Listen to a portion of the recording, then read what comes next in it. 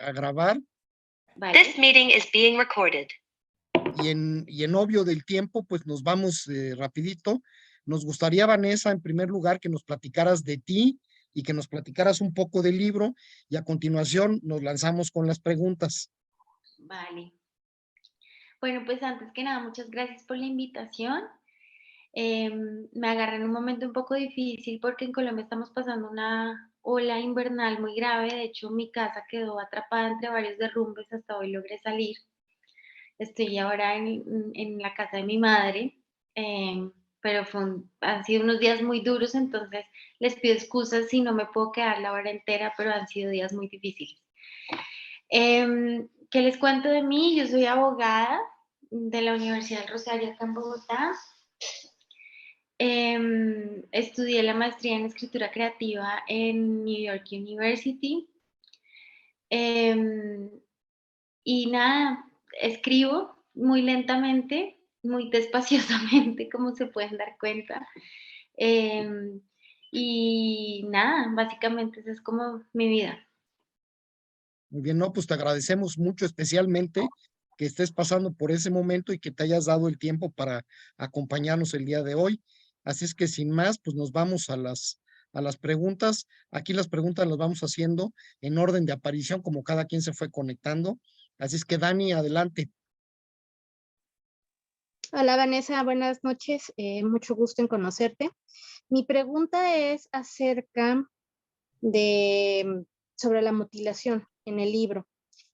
Si nos damos cuenta en el libro, conforme van avanzando las historias, hay diferentes tipos de mutilaciones. Entonces a mí me llamó mucho la atención cómo se va, si yo tomara, por ejemplo, por decir el libro y lo imaginara que fuera una persona, es decir, nos vas mutilando poco a poco a la persona, y entonces primero empiezas con las piernas, luego empiezas con la lengua, de ahí pierde la persona, digamos, por decirlo así, los ojos, y de ahí pues pierde las manos. Entonces nos queda prácticamente como un torso, nada más con los oídos que está escuchando. Entonces yo siento que nos estás dejando a un ente que nada más piensa y siente, pero no lo puede expresar.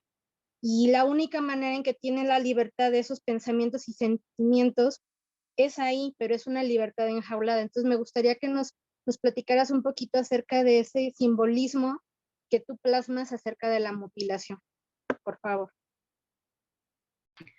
Vale, Daniela, muchas gracias por tu pregunta. Además, te agradezco como el análisis tan minucioso que haces. Yo siempre pienso en el libro todo lo contrario. La verdad es que yo no creo que el libro sea de mutilaciones, sino de miembros fantasma. Yo creo que lo que busca el libro y lo que persigue el libro es ver qué miembros siguen hablando a pesar de que ya no están.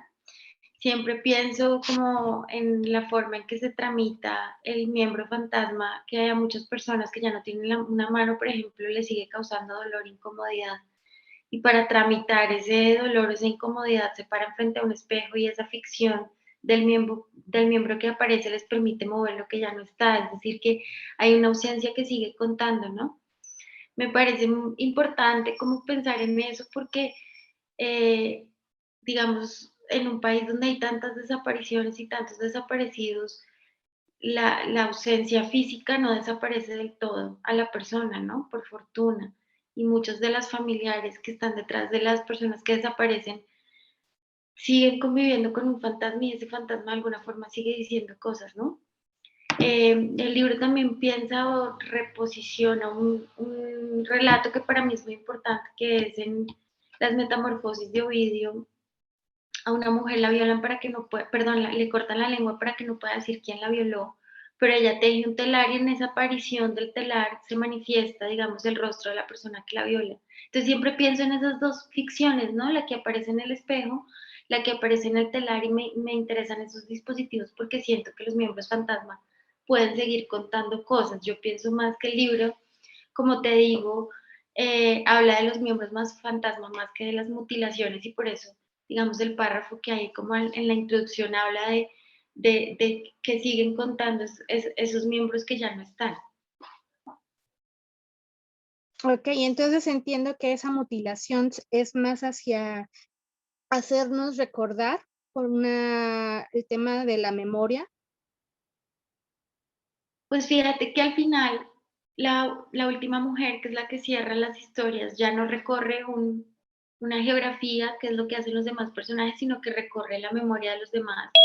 Y en ese sentido como que va recuperando las partes del cuerpo, y yo creo que eso habla tal vez de una memoria colectiva, que creo que es la única forma como de salir a un conflicto histórico tan largo y tan desgastante. Muchas gracias. Marien, adelante. Buenas noches, Vanessa. Mira, a mí me parecen unas historias muy espeluznantes, la verdad, muy dolorosas, y no quisiera pensar que están basadas en hechos reales. Y sí me gustaría que nos dijeras de dónde vienen y si alguna vez oíste tú decir esto o si lo comprobaste alguna vez, este tipo de situaciones que planteas en tus historias. Hola Marien, bueno, muchas gracias por tu pregunta y por haber leído el libro. A ver, a mí esa palabra espeluznante me hace pensar como en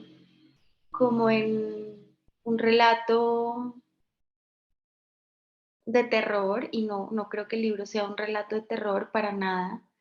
Lamentablemente creo que es un territorio que podría ser cualquier lugar de Latinoamérica, por desgracia. Eh, Ninguna historia es completamente cierta, pero todas son reales en alguna medida, ¿no? Son pedazos de historias que fui armando, historias que perfectamente podrías encontrar en tu país o en el mío, solo que yo las agrupé dándoles un sentido común, ¿no? Pero lamentablemente sí, son historias que estoy segura que han pasado o en tu país o en el mío, solamente que encontré una sincronía para ponerlas juntas, y tal vez eso es lo que los hace más difíciles como de digerir. Gracias, Vanessa. Silvia, adelante. Vanessa, buenas noches. Ojalá que se resuelva lo de tu casa, que no haya más problemas. Felicidades porque te sacaste un premio recientemente, ¿no? Muchas o estás de finalista, perdón, de finalista. Pero pues, muchas felicidades igual. Yo tengo una duda, más que nada sobre portadas. El libro que yo pude adquirir tiene como una serpiente, pero nos compartió Albert otra portada que es como un ramo de flores. Entonces, ¿qué significado tiene? ¿Por qué esas portadas tan diferentes entre uno y otro? ¿Y qué es para ti también el título ese de Asedio Animal? Hola Silvia, muchas gracias por tu pregunta. Pues bueno, resulta que yo no publiqué en una editorial, digamos, tan grande. Al final en Colombia el trato se hizo con Planeta, pero eso quiere decir que las editoriales que me publicaron son editoriales independientes. Entonces en México la publicó Almadía, y Almadía hizo la portada de la serpiente, que entiendo yo que si la miras como con detalle, parece un papel rasgado, ¿no? Y ese papel rasgado también, de alguna forma, habla como del final del libro también, que habla de la carne de papel, también creo que la serpiente de alguna forma dibuja el territorio, y yo ahí veo como muchos elementos de lo que, digamos, exacto, la serpiente va saliendo y puede ser como un mapa, ¿no? Pero finalmente se vuelve una serpiente. Hay muchos elementos ahí que yo veo que convocan la historia, y de pronto eh, hay unas fuerzas que la explican bien en esa portada. La portada que hizo en Argentina, Eterna Cadencia, no o sea, la he visto en imágenes, pero no la conozco, entonces no tengo como el detalle.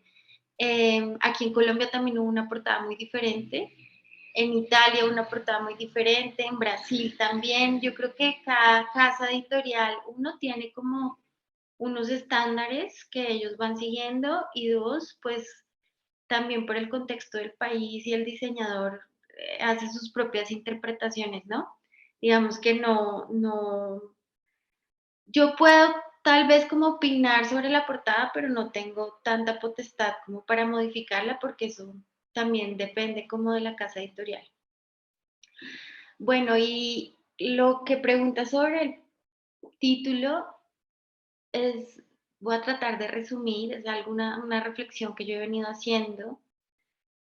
Fíjate que justo ahorita la novela que estoy escribiendo está pensada en los minerales, ¿no? Quiero como ir avanzando una reflexión sobre lo no humano, y lo no humano tiene que ver con todos los seres que no somos humanos, los animales, los vegetales, los minerales. Me parece que aquí pensar la animalidad, más que lo animal, la animalidad nos permite como entender por oposición a que cuerpos humanos les hemos quitado su condición jurídica humana, y yo creo que en el libro, en la novela, muchos de los personajes han perdido esa legibilidad de lo humano y por eso están como en la marginalidad. Ahí me interesa mucho en la literatura latinoamericana lo animal siempre ha sido un símbolo político de lo que está por fuera del statu quo, porque se le identifica con lo salvaje, con lo que está a contrapelo de lo humano, lo incivilizado, ¿no? Entonces me interesa ese estudio de la animalidad para pensar qué es lo que está todo por fuera. Y yo creo que esta animalidad que está fuera del statu quo, lo que está asediando un statu quo de alguna forma, ¿no? Pero tiene que ver con esa animalidad pensada como vinculada a lo salvaje.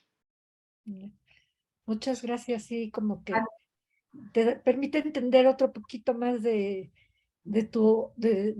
título de esa forma. Muchas gracias. A ti. Gracias. Juan, adelante. Hola, ¿qué tal, Vanessa? Buenas noches.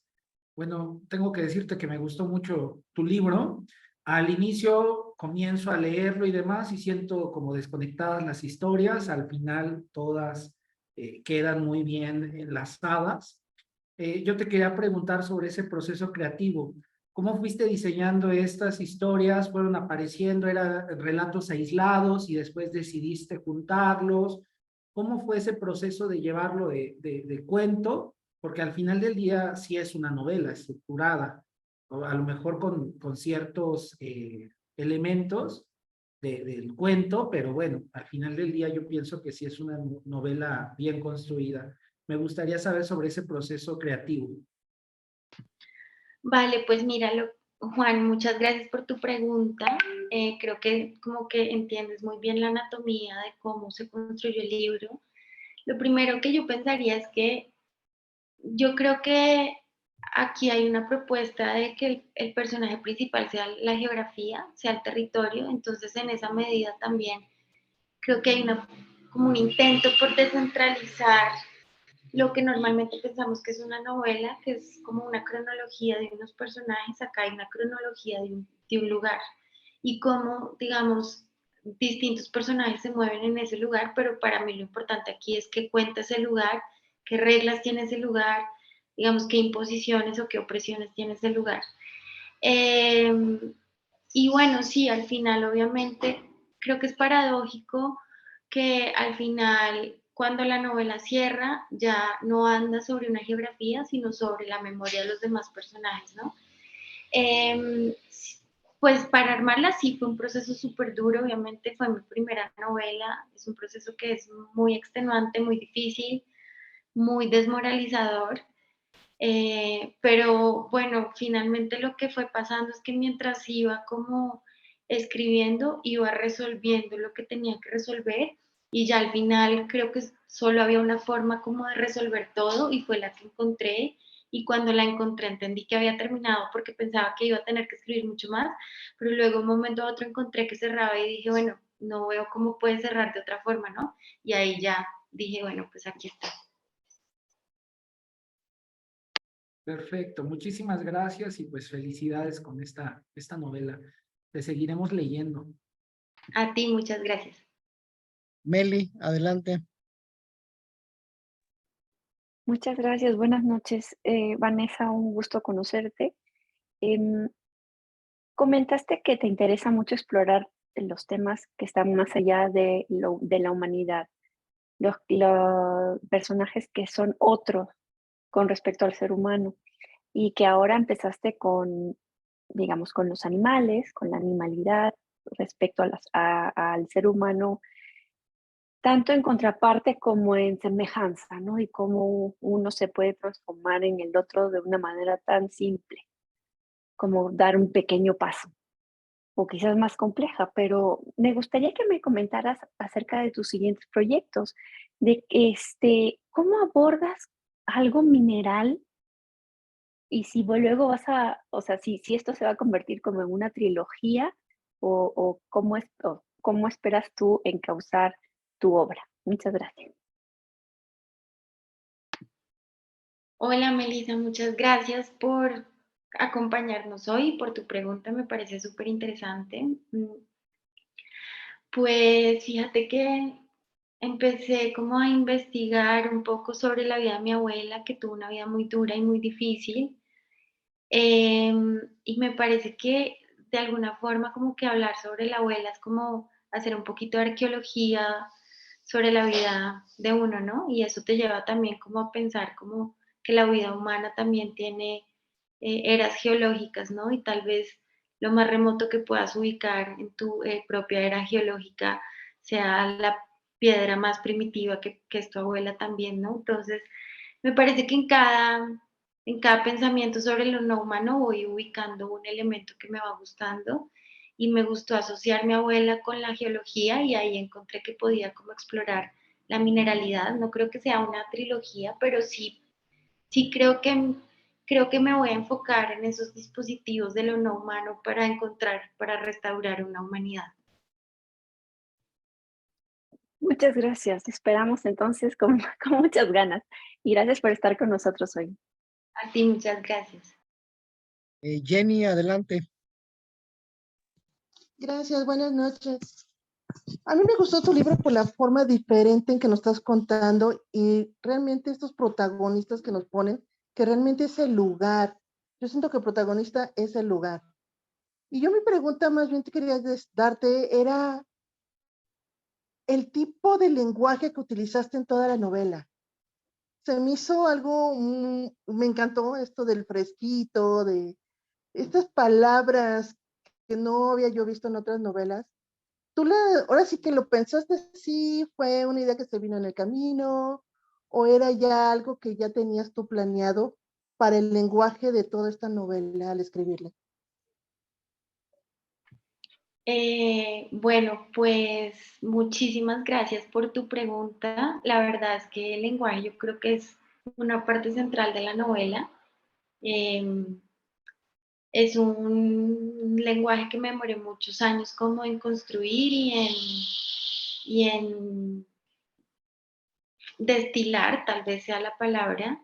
Eh, sí tiene todo un sentido estético que va muy, yo creo que va muy por dos lugares. Uno, una colección de palabras que me parecían interesantes, sobre todo porque no se escuchan mucho en la ciudad, sino que se escuchan como en la periferia. Me interesa mucho las distintas formas. Ven acá. Se va a poner a pelear mi perro con mi teléfono. Ven acá. Me interesa mucho, yo creo que el libro, la novela, si bien es un territorio, o precisamente porque es un territorio, tiene un censo de los distintos habitantes de la lengua de ese territorio y en esa medida también como que hay un rescate o, o una inserción de un repertorio de palabras que no escuchamos muy a menudo en la ciudad. Me interesa mucho el español que se habla en el campo o que hablan algunos pueblos indígenas porque siento que con un repertorio más limitado de palabras tienen un uso más brillante del lenguaje, mucho más plástico. Entonces sí tenía eh, como esas dos aspiraciones, ¿no? De pronto encontrar un lenguaje que desestabilizara al lector, porque era poco predecible, y también explorar un castellano, un español que tiene unos brillos distintos a los que usamos en las ciudades. Y creo que fue un toque increíble para la novela. A pesar de toda esta violencia y todo esto tan fuerte que nos cuentas, creo que el lenguaje la subió totalmente. Te agradezco, muchas gracias. Ya quiero leer algo más de ti. A ti, muchas gracias. Ceci, adelante. Gracias, Víctor. Buenas noches a todos. Hola, Vanessa, un gusto escucharte. También ha sido un placer conocerte con el asedio animal. Me gustó mucho, como bien mencionó Jenny, la manera en cómo está escrito, cómo se van uniendo las historias, cómo culmina. Yo te quería preguntar que a mí me pareció que los escenarios de cada historia, los lugares, participaban tanto como un personaje y me recordó mucho a Elena Garro con los recuerdos del porvenir y quería preguntarte eso, si esa fue tu intención, si esto querías lograr o se dio al irnos narrando las historias. Muchas gracias. Hola Ceci, muchas gracias por tu pregunta y por tu comentario. Muchas gracias también por estar hoy acá. Pues bueno, fíjate que para mí Elena Garro ha sido una escritora fundamental. Creo que en Los recuerdos del porvenir ella precisamente yo creo que está planteando la idea del territorio como eje central de una historia o un lugar donde ocurren estas historias, ¿no? Y que poner el énfasis en esa idea de que el personaje pueda ser un territorio me parece importantísimo para poder explorar lugares como en los que vivimos nosotras y nosotros, ¿no?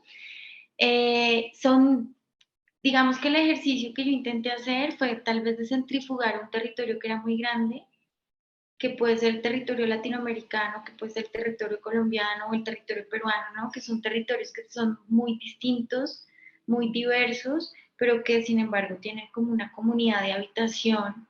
Entonces, el esfuerzo fue precisamente en centrifugar tiempo y espacio, ¿no? Y sí, digamos que se ve fragmentado el territorio, pero al final también es un territorio que se vuelve difuso en la medida en que está narrado desde la memoria de los personajes y a veces cambia, ¿no? Y los rincones de ese lugar también van cambiando conforme también va fallando la memoria de algunos personajes, pero también esas fallas de la memoria empiezan a integrar la geografía del territorio. Muchas gracias. Héctor, adelante con tu pregunta. Bueno, ¿sí me escucho?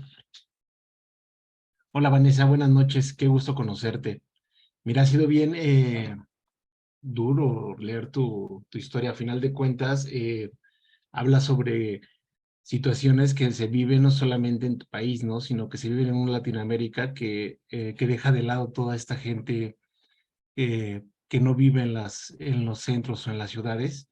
Y es muy fuerte para uno como al no ubicar realmente tan a detalle la geografía de tu tierra, no sentirse tan ajeno, ¿sabes? Es como, o no ubico exactamente dónde es, pero no es algo lejano a lo que pasa en mi propio país. Y es fuerte, es como muy abrumador leerlo. Y ahora al escucharte y ver que más bien intentas escribir desde algo distinto al ser humano para rescatar al ser humano, es algo bien interesante que surge como, bueno, conocer más bien desde dónde surge para ti esa inspiración y sobre todo eh, eres muy joven y me da mucha curiosidad por saber qué tanta influencia tienes o qué tanto, sí, qué tanta influencia tienes de otra gente que escribe así en otros países, en Latinoamérica, que vive situaciones así de, pues, abrumadoras. Hola Héctor, muchas gracias por tu pregunta. Bueno, fíjate que respecto a la primera parte del comentario que haces, fíjate que igual el territorio que está narrando la novela no existe en ningún lugar del mapa ese espacio, ¿no? Entonces lo primero es que me interesa porque creo que es tan cercano y tan distante como cada lector lo quiera hacer. Tú mismo como que me hablas como de la distancia y sí, la imposibilidad de ubicarlo en un lugar porque dices que no conoces la geografía colombiana, pero tampoco es parte de la geografía colombiana necesariamente, ¿no? El texto va va enviando unas coordenadas, unas pistas de dónde podría estar, pero finalmente no es como que puedas ubicarlo en el mapa exactamente. Y me interesa porque eso también hace que la novela adquiera como una especie de fantasmagoría, ¿no? No existe realmente el lugar y en esa medida cualquier lector puede traer su propia geografía, integrarla al mapa, que es tal vez el efecto que tú sientes que tiene, que dices también esto podría ser México, y yo creo que eso es básicamente también lo que busca la novela. No soy tan joven como parezco, tengo 36 años, entonces no soy ya tan joven como a veces aparento. Y bueno, con respecto a lo que dices como que es la inspiración, no sé qué podría ser la inspiración, yo creo que realmente el trabajo de crear y el trabajo de escribir es un trabajo muy difícil que va más allá de la inspiración, creo que es un trabajo como de disciplina, de muchas horas de trabajo. Eh, y me he rodeado de pronto como de escritores y escritoras que me gustan mucho, pensando si la literatura es un mapa, también tratando de habitar un mapa que sea vecino de otros escritores y escritoras que me gustan, como ya salió la conversación, digamos, Elena Garro, Rulfo también para mí es muy importante, también algo de la literatura argentina, ¿no? Saer, la literatura peruana también, por ejemplo, siempre pienso en Arguedas, de la literatura colombiana, pienso, por ejemplo, en Fanny Buitrago, que es una escritora que no circuló mucho, pero que es increíble, o Álvaro Cepeda Zamudio, que también es un escritor que debería ser más leído. Entonces, yo todo lo construyo alrededor de cartografías y de mapas. Pues lo logras de manera excelente porque sí, evidentemente al no tener un lugar físico, pero podernos llegar o recordarnos al espacio, a nuestros propios países y las historias que se viven aquí, lo haces de manera excelente y dará mucho gusto seguirte leyendo. Y muchas gracias por tu tiempo, Vanessa. A ti, muchas gracias. Albert, Hola Vanessa, muy buenas noches. Gracias por estar aquí en nuestro grupo Recomiendan un buen libro. La verdad es que yo tengo tu libro desde, si no mal recuerdo, que el año pasado, en la pasada Feria Internacional del Libro allá en Guadalajara, que lo conseguimos. Gracias también a la recomendación de Ari and Ari, que por ahí andan ahorita muy movidas y muy al tantas de todo esto, ¿no? También un saludo para ellas. Y por otro lado, bueno, digo, tu libro me llamó mucho la atención desde que nos lo recomendaron, porque manejas una narrativa con unos escenarios, o nos pintas unos escenarios, pues, pues un tanto desoladores, ¿no? Me llama mucho la atención esta parte en la que hablas mucho de las larvas, de los gusanos en las frutas, de la tierra, ¿no? Como ya lo había mencionado Ceci, como ya no lo habías contado, pues como parte de un escenario, de un personaje más dentro de tu novela, ¿no? En algún momento, justamente aquí en el grupo, vamos comentando en Facebook y pues no sabíamos si exactamente era como novelas, si eran cuentos, no encontrábamos como la relación esta de saber cómo leerlo, bueno, en el sentido de que si eran cuentos a lo mejor los podíamos leer de salteados o que cada quien agarrara su ritmo, ¿no? Pero conforme fuimos leyendo tu novela, tu libro, pues nos fuimos dando cuenta que sí había bastante relación o que sí hay relación entre el primer relato, el segundo, el tercero y al final de cuentas con el cuarto, que es con el cierre, pues cómo juntas las historias, ¿no? Desde un principio esta fue tu idea, fue siempre esta bueno, sí, tu idea de querer narrar de esta manera o ya surgió sobre la marcha durante la historia. Hola Albert, muchas gracias por tu comentario, por tu pregunta. Bueno, a ver, voy a hablar otra vez de los mapas porque creo que ilustra muy bien como el trabajo, lo que hacemos los escritores y las escritoras, y es que un mapa en últimas tiene la función de describir un espacio, porque estamos frente a un territorio desconocido, ¿no? Entonces, cuando trazamos un mapa es precisamente para evitar el terror de enfrentarnos a un lugar que no conocemos. Y es un poco hace la novela, o hace la trama de una novela, es poder iluminar un territorio que el lector no conoce. Y de alguna forma al lector lo invitamos a que se sitúe conmigo en esas coordenadas que muy egoístamente yo fui creando. Y en esa labor de cartografía creo que se hace muy a ciegas y creo que uno va con una linterna que tiene como tal vez un espectro muy corto de iluminación, uno también va ahí como escribiendo, ¿no? Entonces creo que es un ejercicio de escribir un lugar, un territorio, unos personajes, pero tú lo vas construyendo a la medida en que el territorio va existiendo, o por lo menos esa fue mi experiencia. Y como fue tan traumática en esta segunda novela, estoy tratando de hacer todo lo contrario y es conocer la historia antes de escribirla, porque realmente en esta novela sí lo que hice fue escribir, tenía unas intuiciones del lenguaje que quería usar, tenía unas intuiciones de voces que quería usar, tenía unas intuiciones de lo que quería hacer, pero no tenía nada. Entonces fui construyendo, mientras construía también me daba cuenta que tenía que trabajar con la memoria de lo que los otros personajes habían construido y se vuelve como un metalugar, ¿no? Ya no es solamente ese territorio, sino el imaginario que desde ese territorio tienen los personajes. Y así la fui cerrando, ¿no? Como les digo, hasta el momento en que encontré que la única posibilidad que tenía de cerrar esos textos era con el final que le di, por lo menos cuando me lo encontré, cuando lo pensé, dije, bueno, aquí ya cierra. Por eso es una novela breve, también porque fue muy desgastante escribirla, mantener el ritmo del lenguaje fue muy difícil, pero también porque cuando encontré que cerraba no quise como extenderla innecesariamente. Entonces fue un ejercicio muy, muy amateur también, ¿no? Como de ir construyéndolo mientras podía hacerlo. Muchas gracias. A ti, muchas gracias. Vanessa, pues creo que ya los compañeros han preguntado prácticamente todo. Yo te preguntaría, ¿cómo fue que llegó tu libro a México y cómo fue tu contacto con Almadía?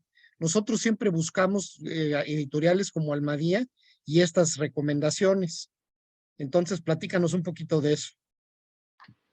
Bueno, pues Víctor, muchas gracias por la invitación, de verdad que te agradezco mucho.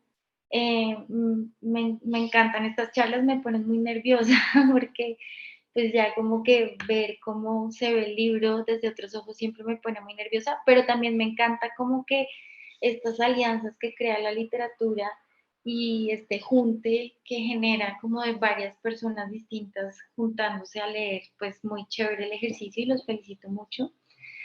Bueno, con Almadía pasó que yo me gané un premio en México que se llama el Premio Aura Estrada, que es un premio que está dirigido a un segmento yo creo que muy vulnerable de la población, que son mujeres jóvenes escribiendo.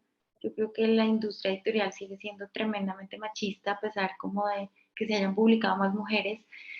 Y este premio dirigido a mujeres que escriben en español con menos de 35 años, yo creo que fue la única posibilidad que yo tenía de ser publicada, la verdad.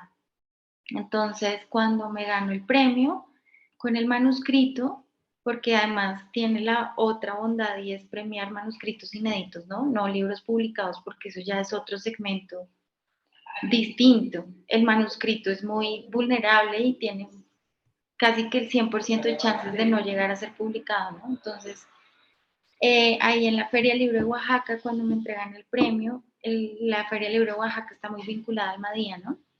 Entonces ahí comienza como el libro a tomar un rumbo y la verdad que yo creo que sin Almadía este libro nunca hubiera existido ni se hubiese publicado ni nada. Yo creo que habría quedado en un archivo en mi computador.